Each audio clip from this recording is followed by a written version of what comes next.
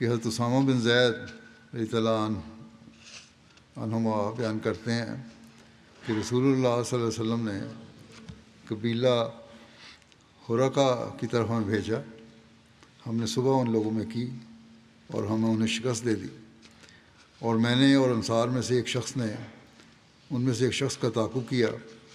جب ہم نے اس پر قابو پا لیا اس نے کہا لا الہ الا اللہ، تو انصاری رک گیا، مگر میں نے اپنا نیزہ اس کو مارا یہاں تک کہ میں نے اسے قتل کر دیا.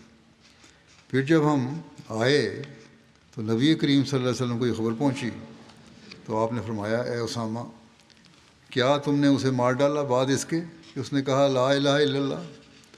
میں نے کہا وہ اپنا بچاؤ کر رہا تھا، مگر آپ صلی اللہ علیہ وسلم مسلسل اسے دہراتے رہے.